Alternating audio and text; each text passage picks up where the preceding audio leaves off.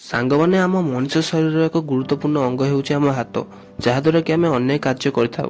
କିନ୍ତୁ ଆପଣ କ'ଣ ଜାଣିଛନ୍ତି ଦୁନିଆର ସବୁଠାରୁ ବଡ଼ ହାତ କାହା ପାଖରେ ଅଛି ଓ ସେ କେଉଁଠାରେ ରହୁଛି?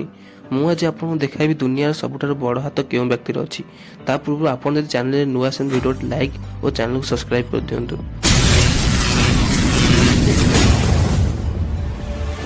ସାଙ୍ଗମାନେ, ଆପଣ ଟିଭିରେ ଅନେକ କାର୍ଟୁନ ଦେଖିଥିବେ ଯେଉଁଥିରେ କି ବ୍ୟକ୍ତିର ଶରୀରଠାରୁ ହାତ ବହୁତ ବଡ଼ ହୋଇଥାଏ। କିନ୍ତୁ ଏମିତି ବ୍ୟକ୍ତି କେବଳ ଟିଭି କାର୍ଟୁନରେ ନୁହେଁ, ଆମ ରିଅଲ ଲାଇଫରେ ମଧ୍ୟ ଅଛି। ଆପଣ ସ୍କ୍ରିନରେ ଦେଖୁଥିବା ଏହି ବ୍ୟକ୍ତିଙ୍କ ପାଖରେ ଦୁନିଆର ସବୁଠାରୁ ବଡ଼ ହାତ ଥିବାର ୱାର୍ଲଡ ରେକର୍ଡ ଅଛି।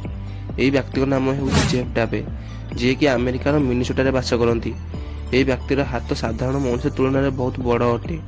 ଜେଫ୍ଙ୍କ ହାତର ଆକାର ଆପଣ ଏହି କଥା ଜାଣିପାରିବେ ଯେ ଜେଫ୍ ନିଜ ହାତରେ 5 ଇଞ୍ଚର ମୁଦି ପିନ୍ଧନ୍ତି। ଜେଫ୍ଙ୍କ ହାତର ସାଇଜ୍ 11 ଇଞ୍ଚ ଅଟେ। ପେଶାରୁ ଜେଫ୍ ଜଣେ ଆର୍ମ ରେସଲର ଅଟନ୍ତି। ଆର୍ମ ରେସଲିଂରେ ଜେଫ୍ଙ୍କ ନିଜର ବଡ଼ ହାତ ବହୁତ ସାହାଯ୍ୟ କରେ। ଆପଣଙ୍କୁ ଏହି ଭିଡ଼ିଓଟି କିପରି ଲାଗିଛି ନିଶ୍ଚୟ କମେଣ୍ଟରେ ଜଣାଇବେ। ଆଜି ପାଇଁ ଏତିକି, ପୁଣି ଦେଖା ହେବା ଆଉ ଏକ ଭିଡ଼ିଓରେ। ସେତେ ପର୍ଯ୍ୟନ୍ତ ମୋତେ ବିଦାୟ ଦିଅନ୍ତୁ। ରହିଲି, ଜୟ ଜଗନ୍ନାଥ।